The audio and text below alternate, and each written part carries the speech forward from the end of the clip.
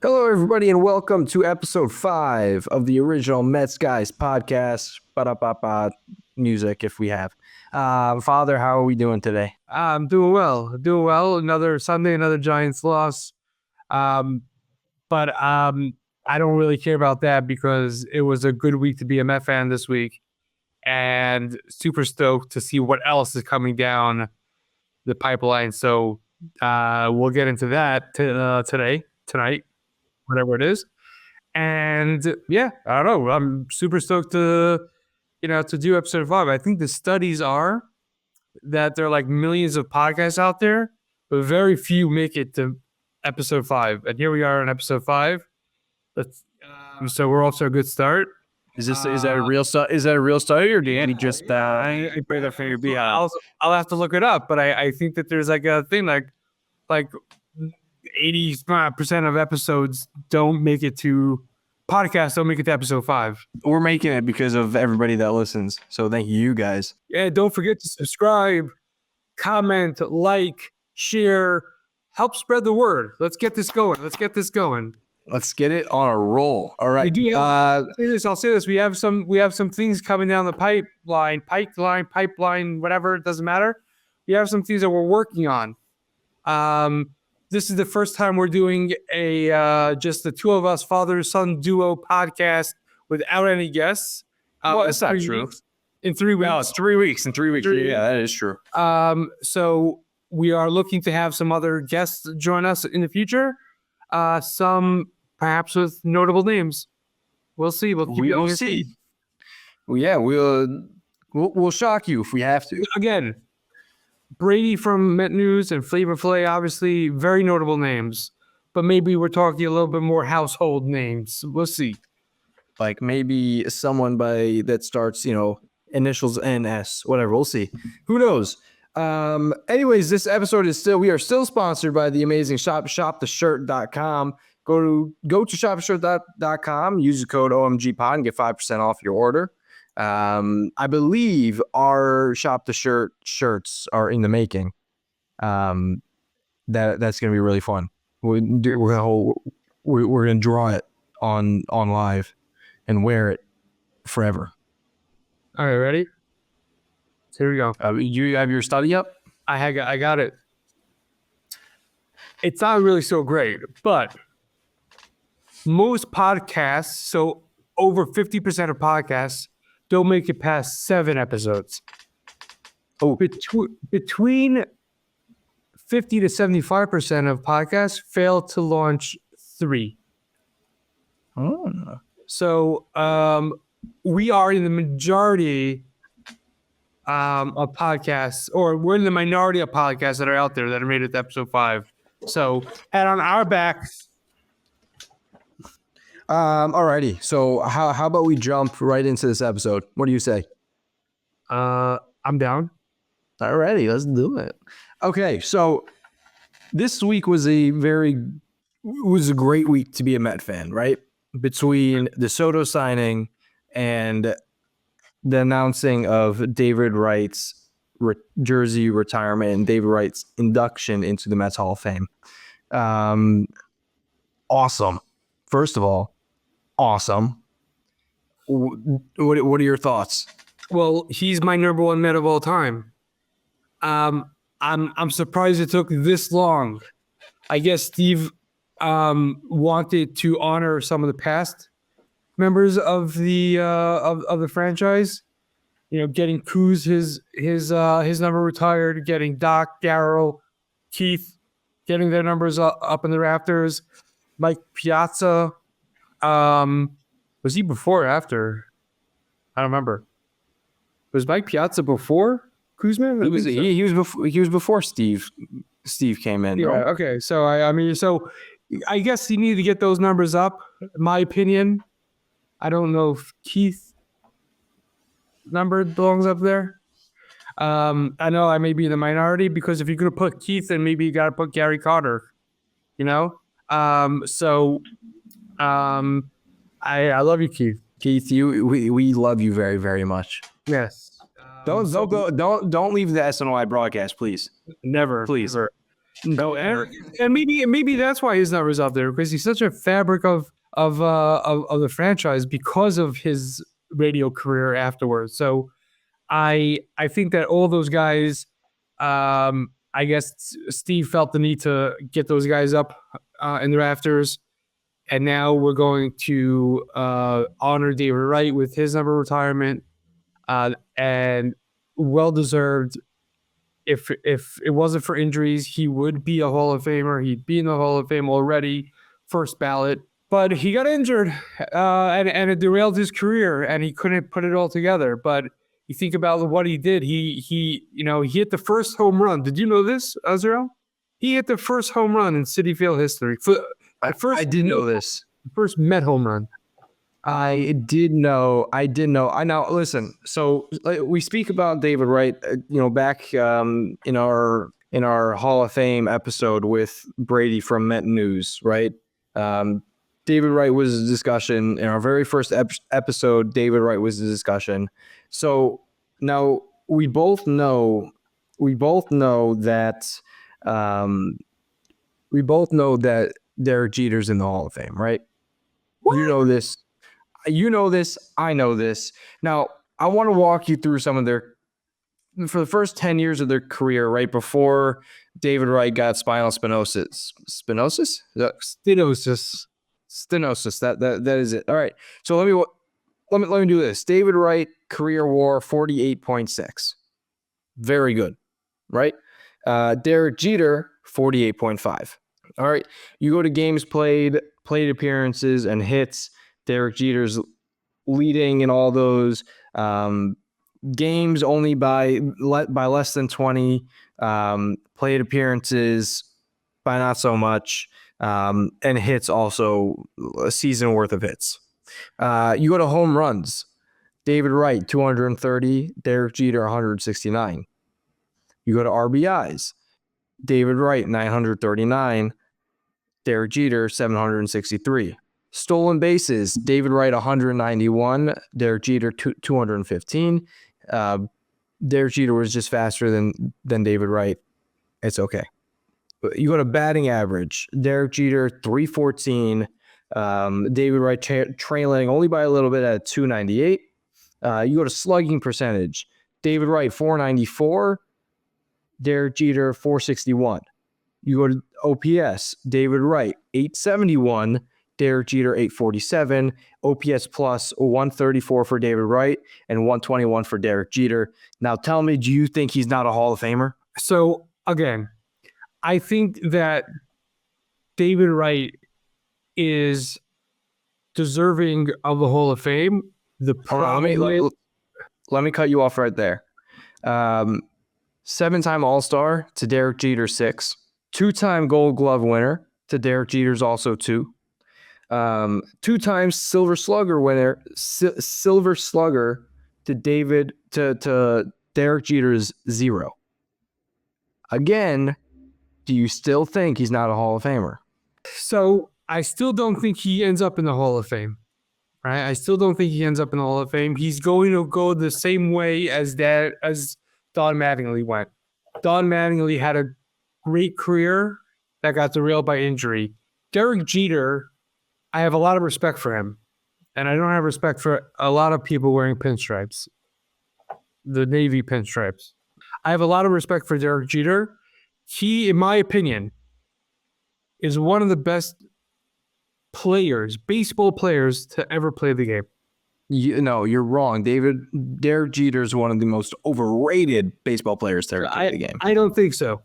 I think Derek Jeter is one of the most properly rated players and one of the best players to ever play the game. And he had the hits. He had the clutch hits. He was a leader. He did things on the field that took him to a whole other level. David Wright doesn't get hurt. We're having a discussion as who had the bigger impact in New York sports, right? But he got hurt. And he couldn't pull together a string of careers. So a string of seasons to make for a a Hall of Fame career. Again, I have a vote. If I have a vote in the Hall of Fame, I'm putting David Wright's name on that ballot. The check mark by his name. I don't think that he's going to make the Hall of Fame. And Do you think he's going to get any votes? yeah, he'll get votes, and I think he'll likely get more than the 5% needed to stay on the ballot. And I think getting your number retired and your being inducted in your team's Hall of Fame is good. May even sway a vote or two, but he's not a Hall of Fame player the same way that Don Mattingly is not a Hall of Fame player. It's just the reality of what happened with him. It's he was the heart of the team, wearing that orange undershirt, his trademark orange undershirt underneath his jersey, uniform. Listen, he's my favorite Met of all time. And he's a lot of Met fans' favorite Met of all time. But it's interesting. Everyone puts Tom Seaver in that discussion. We've talked about this ad nauseum. But the fact that most people have in fairness, I'm putting Tom Seaver as the greatest Met of all time, not my favorite. If we had to rank our favorite Mets of all time, which we can do this episode or another episode, you want to do it right now, we can do it right now. David Wright's at the top of my list. Right? Tom Seaver is probably not on my list because I never got to see him play. Right? So that list is going to be very different from me to you, or from you to Brady, or from you to Flay, or whoever it is. Right? But those lists are the greatest Met players of all time, not our favorite Met of all time. So yeah, I'm gonna put David Wright at my number one for favorite. But listen, so how I see David Wright getting his my thoughts on this is it's about time. He should have got his number retired a little bit ago. After looking at those numbers between him and Derek Jeter, it really just convinces me more that he should be a Hall of Famer and he deserves to be there. But listen, yeah, I mean, I'm stoked about this. I really, really want to go fly into New York to watch this game on the 19th against the Reds. But actually, it's funny because in this Mets chat, everybody as soon as it was an official announcement, everybody took a screenshot of tickets of that week, and the game before that, tickets are going for as cheap as $38, and then if I'm remembering correctly, the cheapest ticket was $170 for the David Wright retirement. Again, it's going to be an expensive ticket, and I think people are going to show up early, and I think people are going to give him the respect that he deserves. There's no Met more deserving of having his number up there than David Wright. That's my opinion. 100%. I agree, and I think a lot of people will agree with you. So congratulations, David Wright. Congratulations to the Mets organization. And that is a game, if I'm not there, that I will be watching. Right. Well, another discussion we could have, by the way, is whose number needs to be retired next. Let me ask you, whose number deserves to be retired next? Ron's number's retired, right? No. Darling? Ron Darling's not retired? Nope. How long was Dickey with us? I don't know. I don't know who's really so deserving. Yeah, that's what I'm saying. I don't know who's so deserving to be next. Let's throw the names out there that maybe we can talk about. Right, Gary Carter we mentioned. Right, I think right. We go back talk to Gary Carter. We go back to last week's episode. When we talked about Gary Carter for a little bit, we talked about him potentially being in the mix of top 5 Mets of all time. And we say, he wasn't there for long enough. So that's my reason. He wasn't there for long enough. Okay. So, I mean, but that is a name. His number 8 isn't in circulation. It's not retired, but no Met wears number 8. I think Desi Relaford. How about that? The Desi Relaford reference here. I think he wore number 8, but I don't think since then anyone's wore his number. I want to look it up, but his number 8, I do know that his number 8 is not in circulation. You can't wear number 8 as a Met. It's not retired, but you can't wear number 8. So there's Gary Carter, and then there's I think we were talking about this. So who was talking about this? After DeGrom retires, Yeah, I mean, so we were talking about this. We talked about this maybe a Thursday or something like that. I don't see Jacob DeGrom getting his number retired unless he comes back to the Mets and plays out the rest of his career, which I know a lot of Mets fans have been dreaming about a potential trade to get Jacob DeGrom back in Queens. But I don't think he was here long enough for that. Just like let's say we talk about Pete Alonso. If Pete Alonso doesn't re-sign with the Mets, then he's not going to get his number retired. If he does, then I really think there's a great chance that Pete Alonso will get his number, retired if he resigns. Yeah, if Pete resigns, then he's gonna break the home run record, and he's gonna do that. So his number for sure will be up there. Maybe after the 15 years of Juan Soto, maybe his number gets up there. But I'm talking right now, as we sit here right now. Who are the other guys? By the way, just get back to number 8.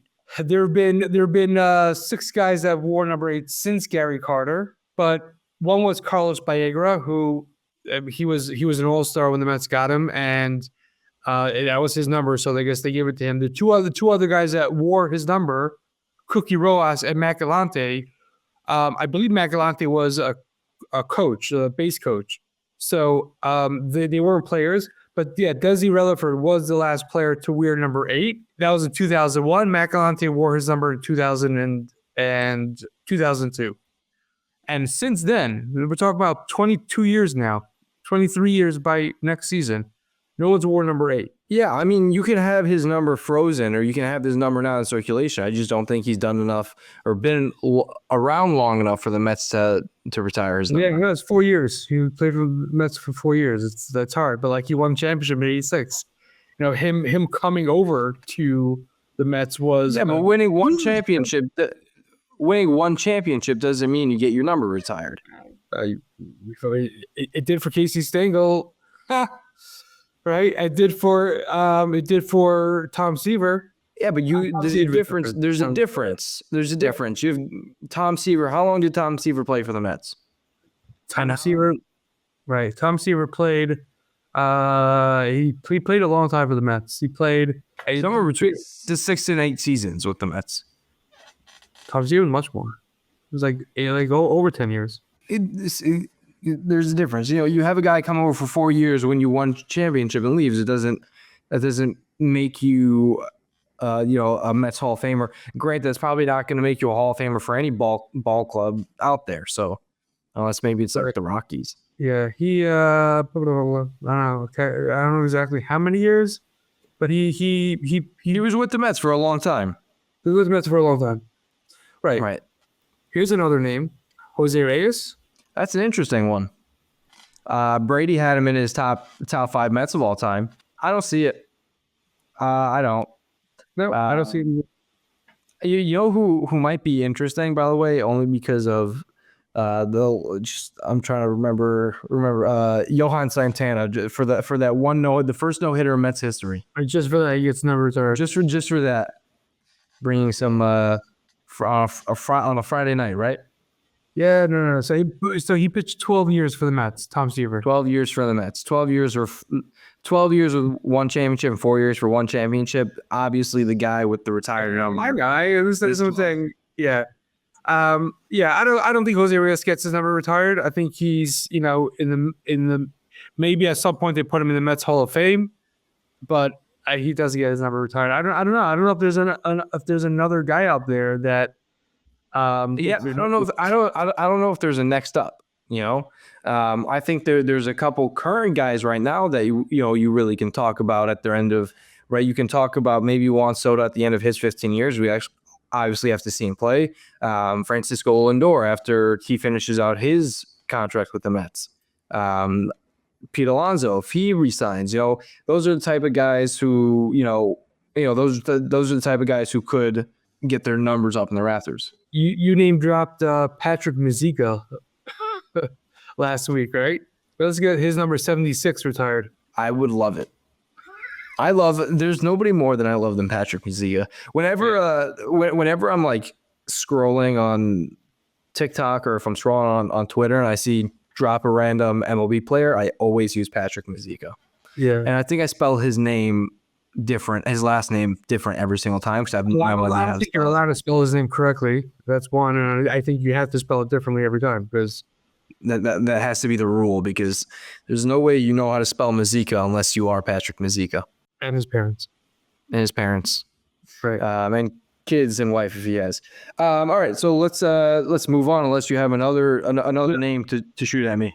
No, so I'm just trying to look. I thought I was just trying to look at something. No, it's all good. No, we're good. We're good. All right, so as we all know, Juan Soto's a New York Met. He's a New York Metropolitan. I wanna break down his contract a little bit. Let's do it, right? He signed for 15 years. We knew there was going to be an opt-out, and there is. He has an opt-out after his age 31 season. He has age 31 or age 30? Age 31, because it's after the 5th year. He's 26 now. Okay. So he can. The way that he can void is if the Mets add, I think, $4 million in AAV per year. Or he could, go out and test free agency again. But I really believe this.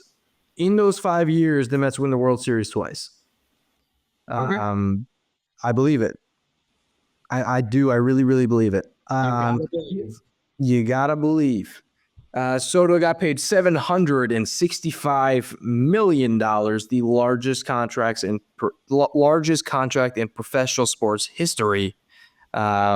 We've talked about it. We talked about it in our Soto Watch live on Soto signing night, and we were talking about how ridiculous $765 million is.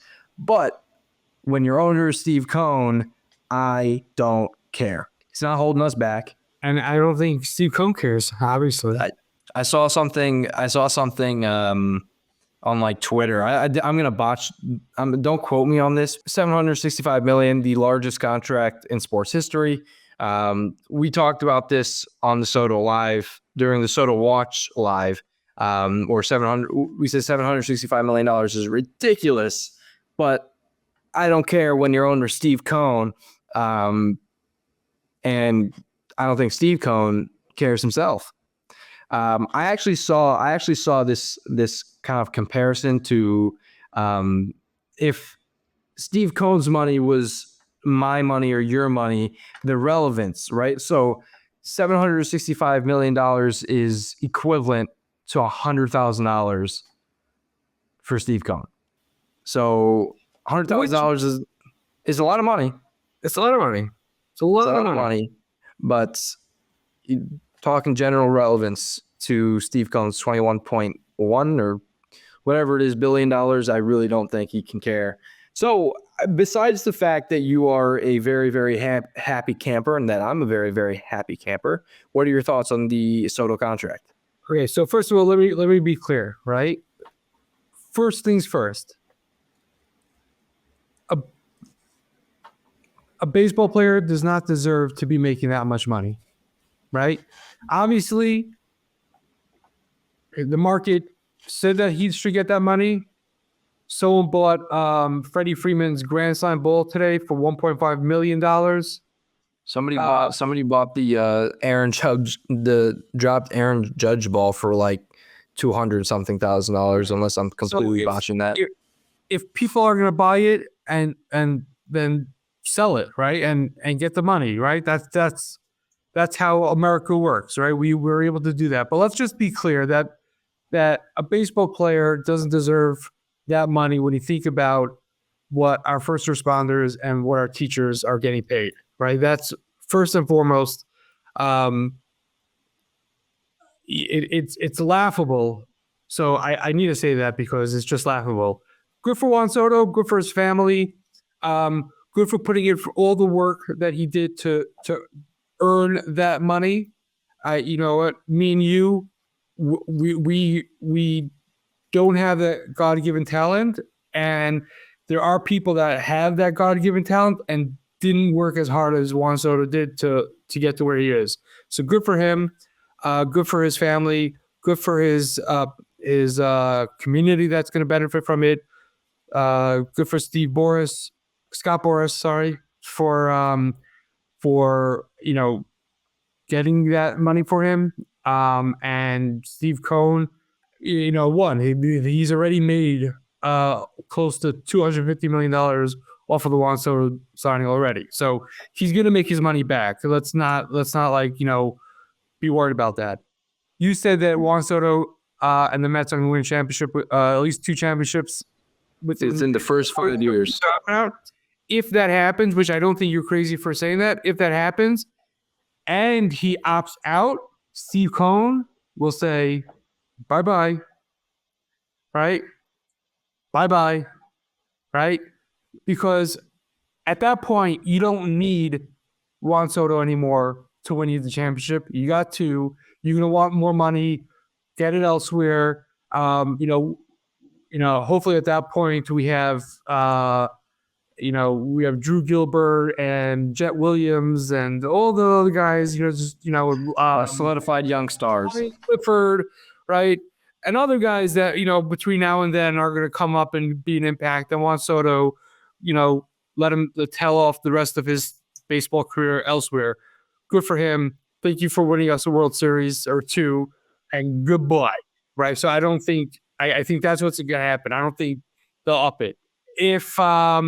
So I don't think that's great. The fact that there's no deferred money in there is mind blowing, because we were like, oh yeah, there's for sure going to be deferred money. First of all, I said there was. I said I knew that there wasn't going to be deferred money because it was said that they're not taking deferred money. So I knew. Also, and if there's one person who can afford not to defer that much money, it's Steve Cohen. So yeah. I mean, I'm not surprised by it. I'm not as surprised as you are, and I'm not surprised as some other people are at the fact that there's no deferred money. But I mean, like you said, this is great for Juan Soto. He got the bag.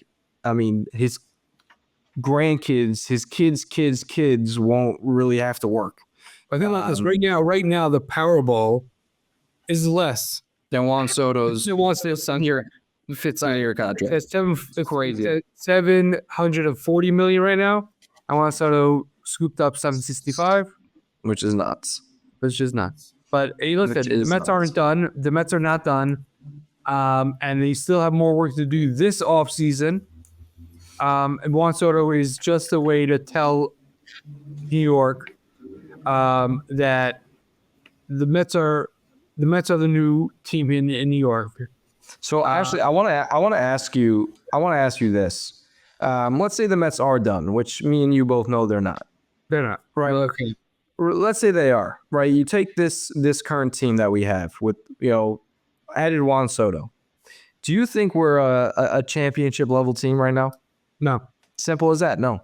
We need another bat in there. We need another bat. And we don't have enough pitching. I'll be honest, we don't have enough pitching. I like the moves that David Stearns has made. We need a front end of the rotation pitcher still. I mean, obviously you got to fill out the bullpen. The bullpen's still also missing pieces. The bullpen part will come later on. How confident are you in our rotation right now? With Kodai Senga, who I guess would be our ace, because I was talking to somebody about this before.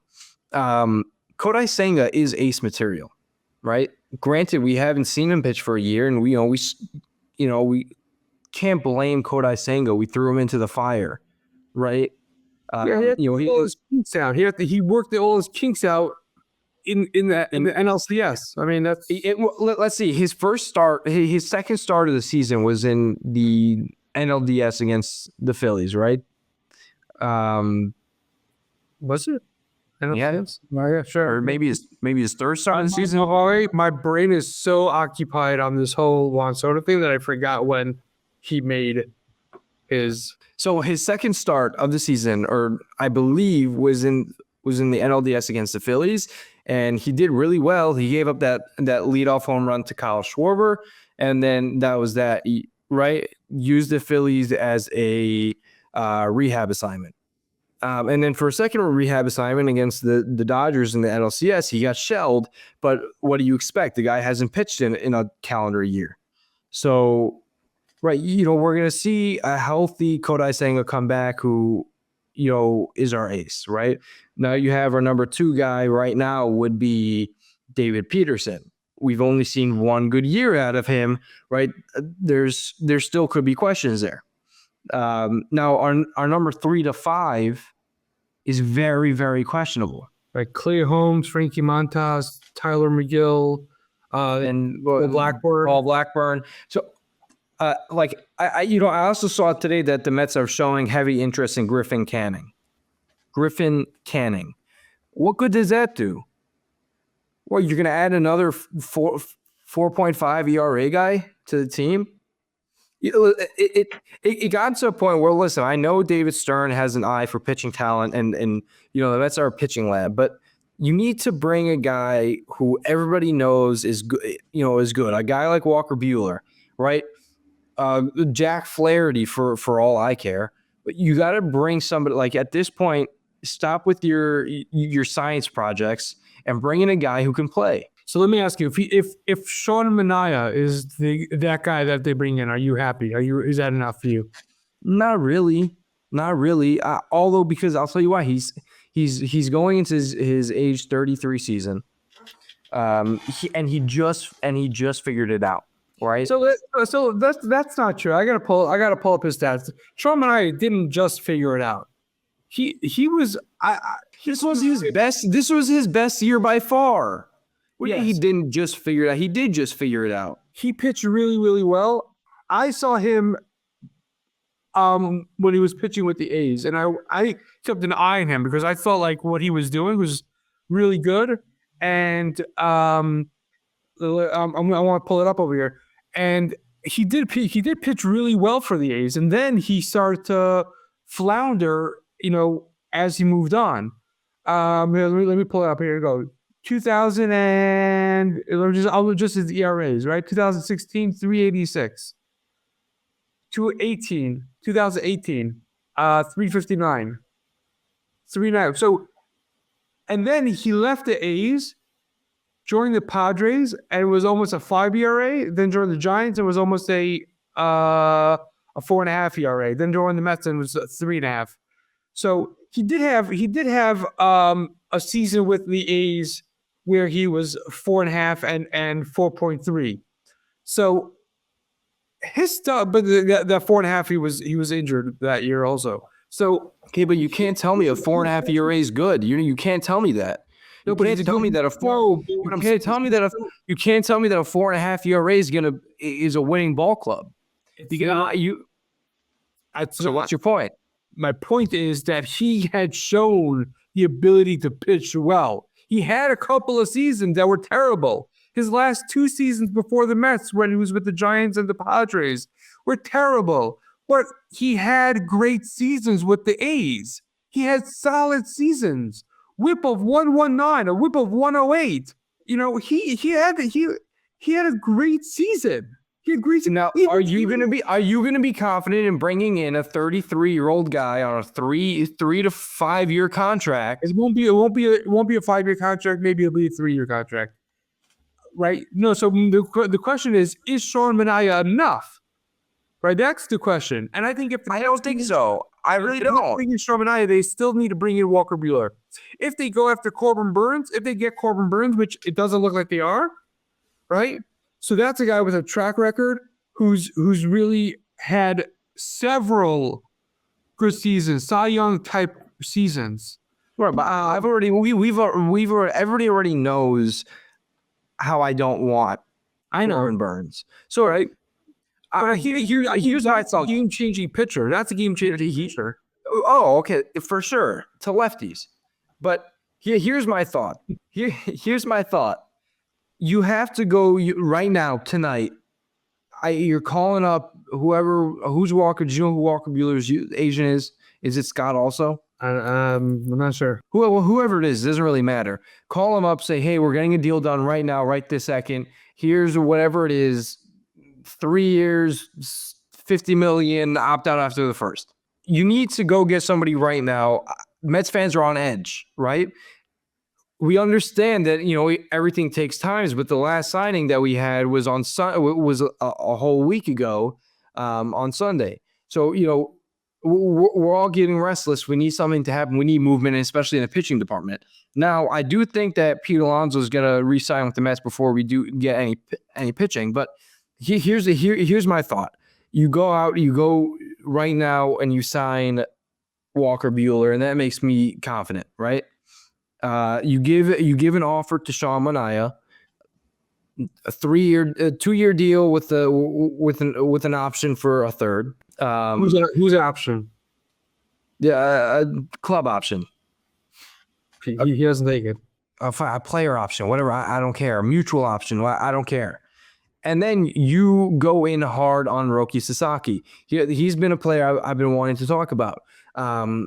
It came out recently that he said he really likes Jeremy Hefner's pitching development. That's a really good sign. It's a great sign that another thing that I believe helps is the relationship that Steve Cohn has and Roki's agent. The name is not name Wolf, right? Josh, whatever it is. Another Mets player, another Japanese Mets player, Korean Mets player used him. Kodai Senga. I think that helps us. I think Mets are real. Japanese. I think Mets are real players in Roki Sasaki. I say right now, Joel Wolf. Okay, you go out right now. You go get Walker Buehler. You get that done, and you go in hard. You go in hard on Roki Sasaki. And if you miss out on Roki Sasaki, you go trade for Luis Castillo tomorrow. Right. So that's another guy. So let's talk about this. Let's talk about the paths to solidifying pitching, because I don't think the Mets are done with their starting pitching, and I think there are probably a couple moves. So sticking with pitching, right? There's Sean Manaea, there's Corbin Burns, who I don't think will end up with the Mets. I just don't think it's going to happen. So we have Sean Manaea, Corbin Burns, Walker Buehler, and Roki Sasaki. Those are Jack Flaherty. I'm not even include because I don't think he's even in the discussion here. So you have from those 3 guys, right? So those 4 guys, Roki Sasaki, Sean Manaea, and Walker Buehler. All 3 of them can end up with the Mets. I think they're realistic shots of coming up with the Mets. Now, so here's my issue with that statement. No. Continue. Fine, I'll let you go ahead and continue. And that's if they don't pull off a trade for Luis Castillo beforehand, because then maybe Sean Manaea doesn't get re-signed. That's where I want to end. So you're talking about a Luis Castillo, Walker Buehler, Luis Castillo / Sean Manaea, Roki Sasaki, Walker Buehler. Those are the 3 guys that I think those are 3 spots amongst those 4 guys are who the Mets are looking to get. So I think you forget about Sean Manaea. I think for right now you forget about Sean Manaea. Put him out of the question. I think we go and we sign Walker Buehler. And or if not, let's say we forget about Walker Buehler too, even though I really believe he's going to be in orange and blue next year. Or blue and orange, or whatever you want to say. Either or. Here's my trade for. Here's where I'm going. He's with the Mariners right now, right? Castillo. Yeah. So if I'm David Stearns, I'm saying Brett Beatty.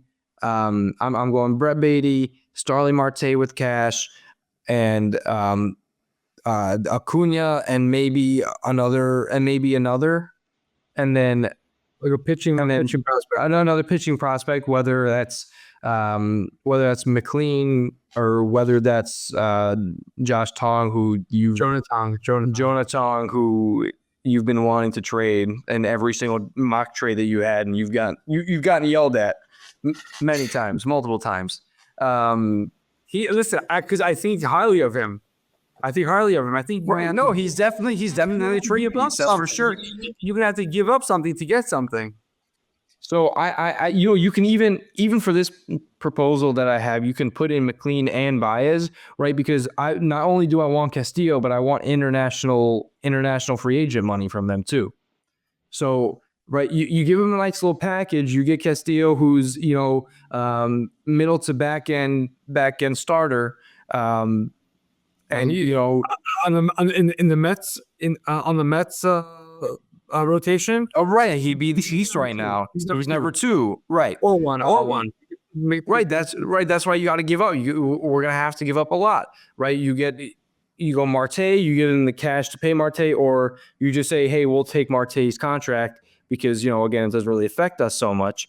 You give him Beatty because Beatty hasn't worked out for us. I don't see there's no real room for him here.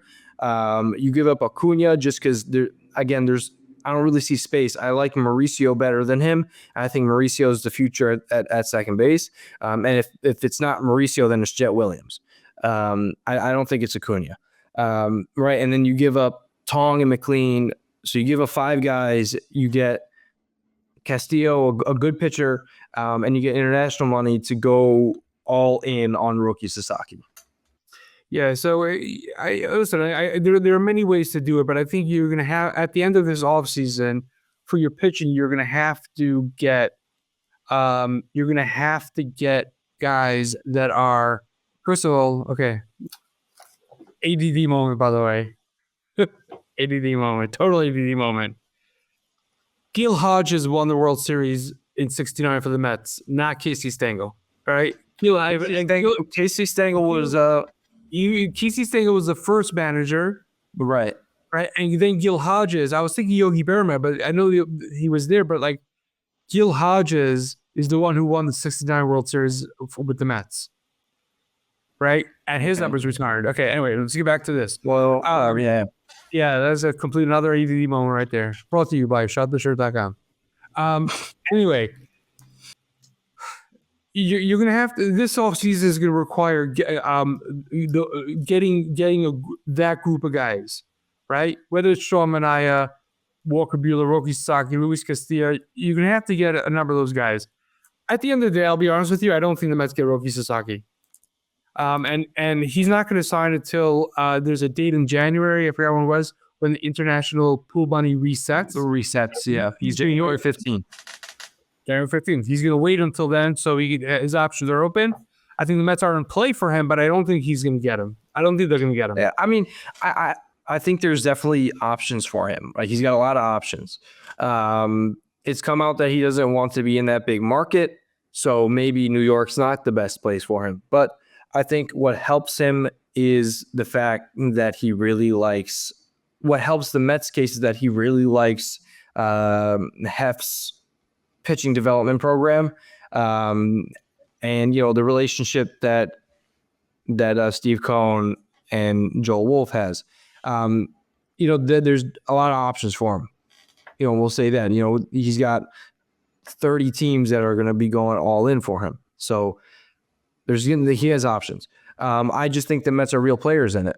I think I like our odds at getting Roki Sasaki. But listen, the pitcher, regardless of who we get, the pitching needs work, and we need to get pitching. Whether that's Roki Sasaki and Castillo, whether that's Walker Buehler and Sean Manaea, whether that's Walker Buehler and Castillo, whoever it is, the Mets need to solidify their rotation because right now it's weak.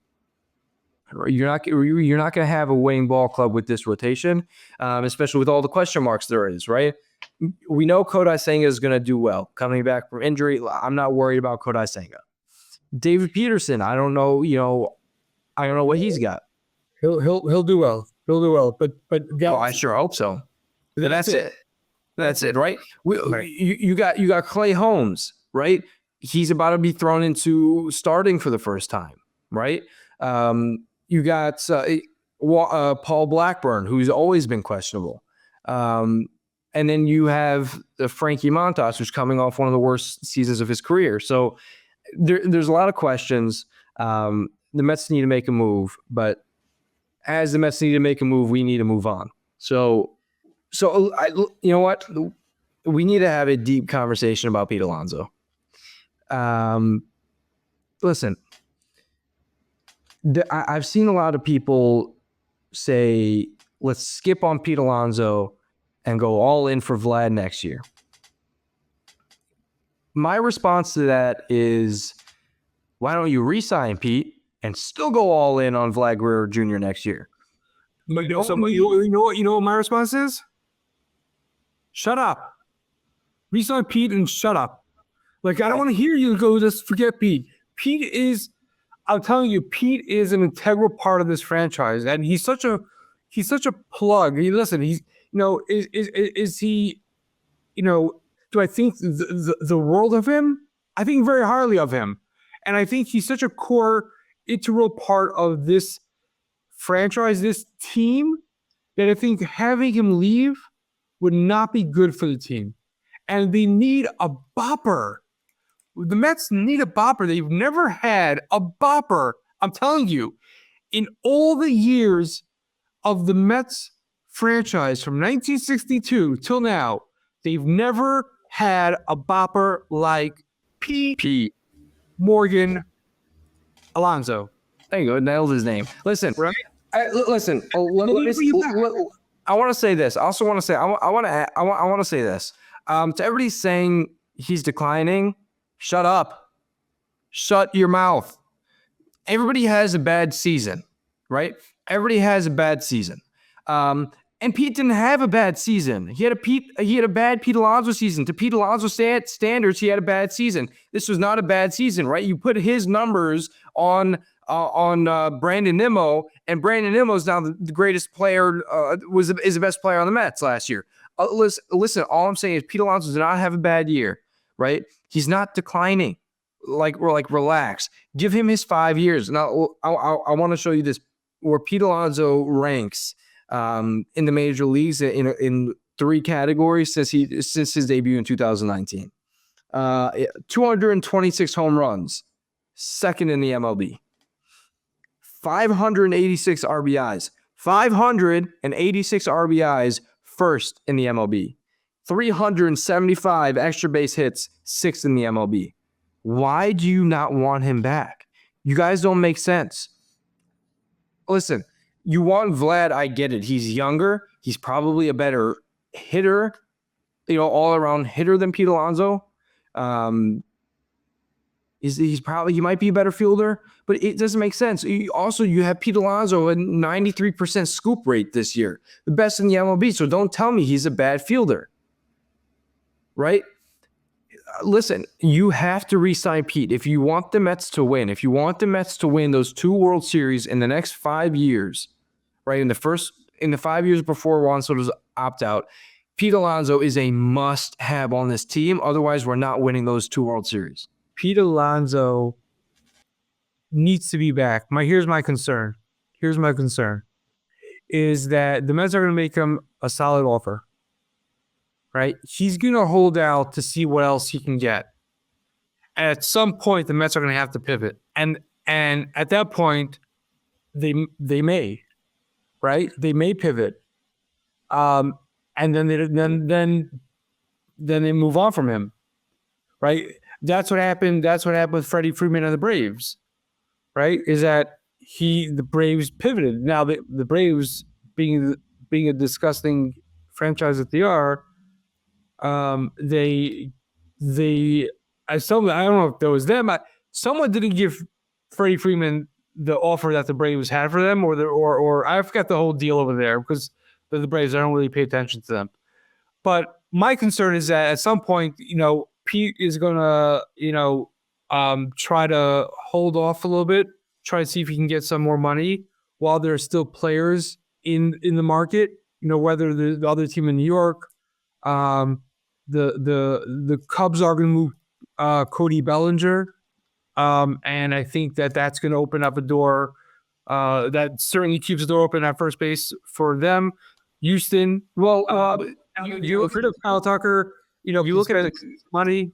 right? Yeah, I mean, well, Kyle Tucker wasn't really getting. I don't know how much he was getting paid, but he wasn't getting paid. Pete Alonso. Kyle Tucker is going to get paid next year.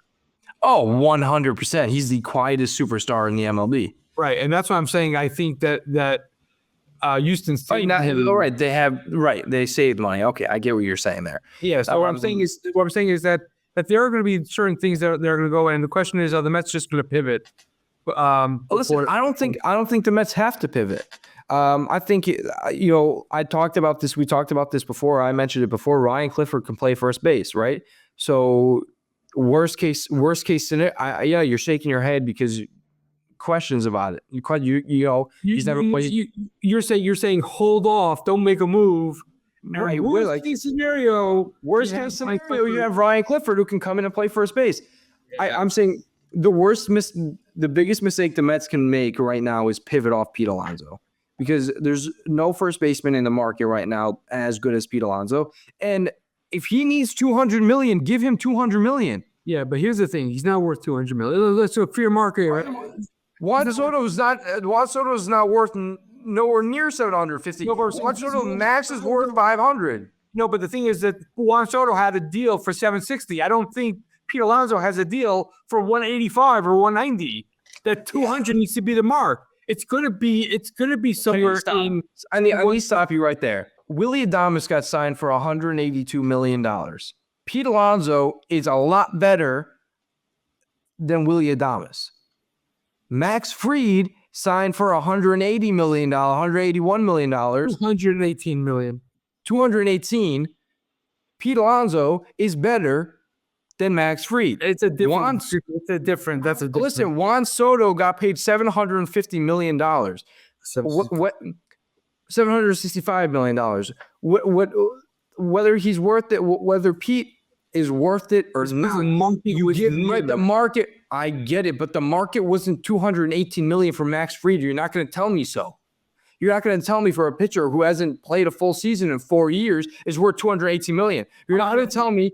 You're not going to tell me that Max Fried, who has the second highest ERA, postseason ERA currently in baseball, is worth $218 million. You're not going to tell me that Willy Adames is worth $182 million. So give Pete Alonso $200 million. What does it matter to Steve Cohen? Yeah. See, here's the thing. I'm very passionate about this. I know you're talking like a fan. That's the problem. It's hard. How did the Max Fried thing get to 218? I have no clue. Listen, you asked me, would I rather have Juan Soto for 15 years, $765 million, or Max Fried 8 years, 218? I'd rather have Juan Soto for 15, 765. And I think it's the better deal. I don't know how Max Fried got what he got. But what I'm saying is that I don't think Pete Alonso is going to get to 200. And if he waits to 200, then he'll be signing at some point in February, maybe even March. And at that point, the Mets may pivot. And then he'll sign at 180, where I think he's going to end up. I don't think it takes that long. Let's take a step back. Let's take a step back and think like MLB executives or owners or GMs, right? That is how I'm thinking. Here, this is when I'm going to Pete Alonso. I'm sure teams have made offers to him, right? I'm giving him right now 5 years, $155 million, with an end goal of getting him to 6 to 7 years of 180. I think Pete Alonso will get that. I think Pete's going to be in that range. I think Pete's going to be in that $180 million range. And I would not be surprised if he got 200. At the beginning of this whole at the beginning of the Soto situation, you said multiple times it's not going to get to 700. You said it multiple times. And boy, were you wrong. So I don't want to hear you say the market's not going to go to 200 for Pete, because it will, right? And if I'm the Mets, in order for you to win, you must know, if I'm Steve Cohen, you have to know that winning, if you want to win, Pete Alonso needs to be here. Give him his 200. Go right now, call up Scott, and say, hey, 200, 205, take it or leave it. And at that point, listen, he's an idiot if he leaves it. But I don't think that that's where they're going to go. I think, listen, we'll have to see how it plays out. I want Pete Alonso back. I want, I don't want to be outbid for Pete Alonso, and I don't think the Mets will be outbid for Pete Alonso. Right? The question is, will they move on from Pete Alonso? That's what here's another thing. I think that Pete Alonso. Let's look at the Soto situation, right? The other team in New York gave him 760, and the Mets gave him 765, right? If the team gives Pete Alonso 180 and the Mets give him 185, he's going to be a Met, right? Especially if it's a team like the Cubs or the Astros, right? He's going to be a Met. He said it multiple times. He wants to be here.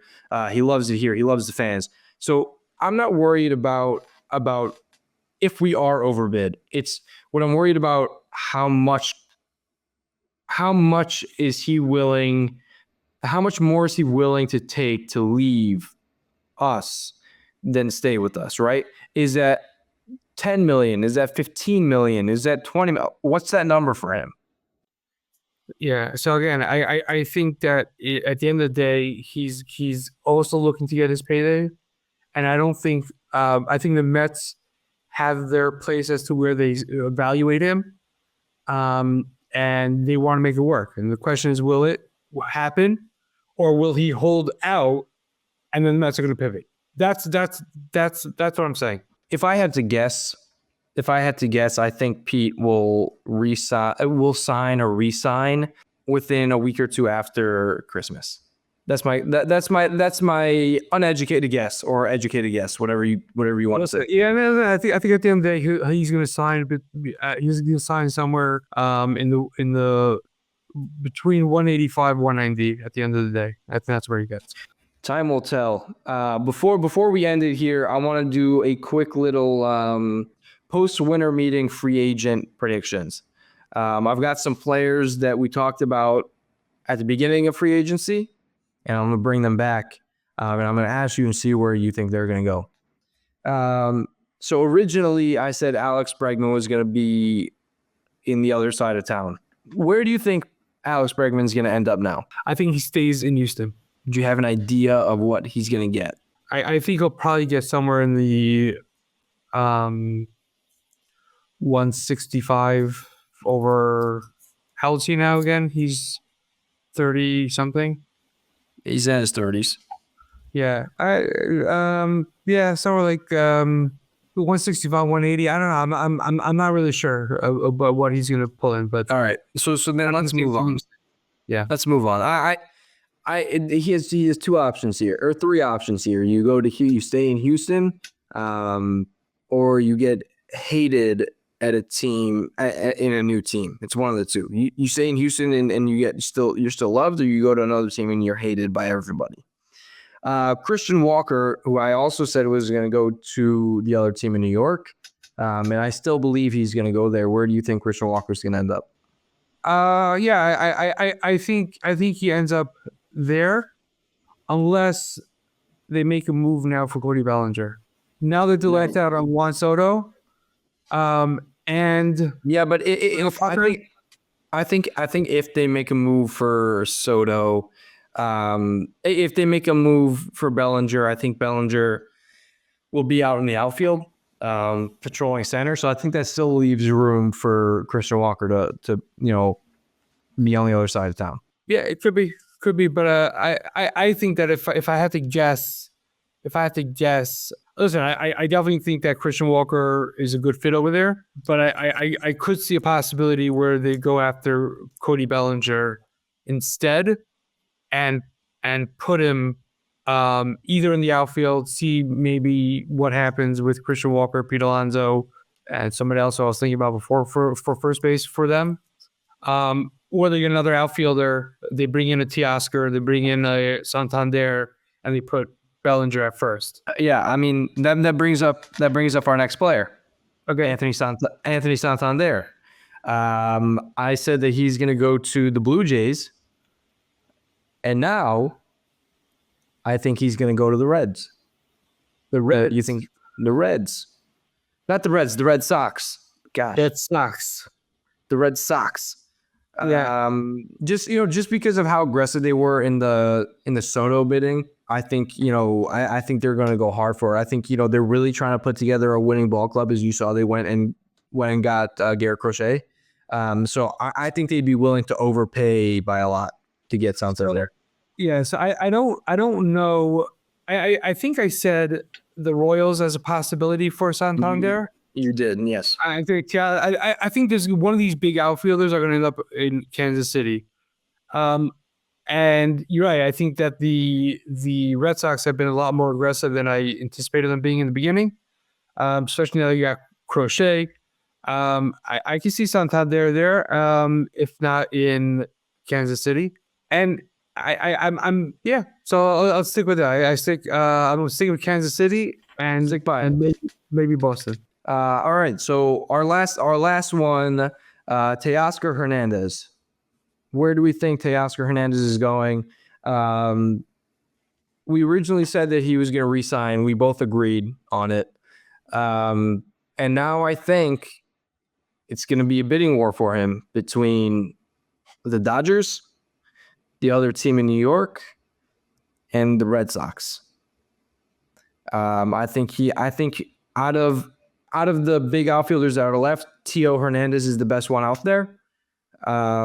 So I think it's going to be a fun little bidding war. I still think there's so many different moves because I think that I think it's going to be between those two teams. My gut tells me he'll end up back in LA, but I definitely see a fit for him in the Bronx. But I do see him back in LA.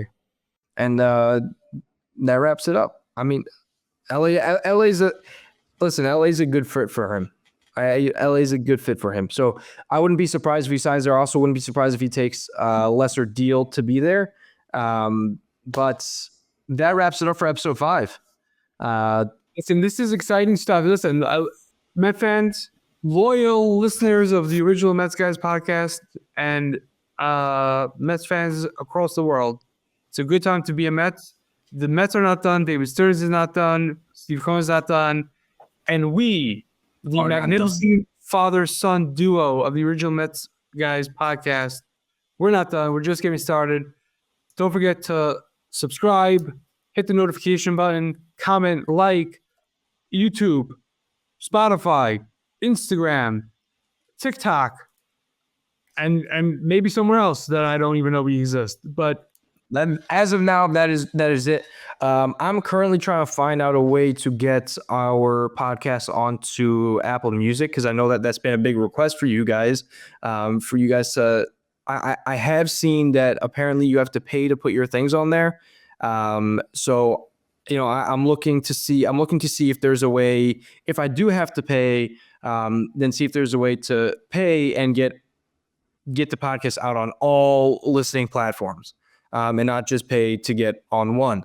But that's it. We've got some, hopefully we'll have some big news coming for you guys. Stay tuned. And as always, let's go. That was terrible. Come on, let's do it. All right. On 3. Let's go. All right, ready? On 3. 1, 2, 3. Let's go Mets. Oh, come on. Let's go, Mike. Listen, you're ruining it. You don't know how to do it. What are you doing? Are you ready? Let's go, Mets! All righty. Everybody will see you episode 6. Have a good one.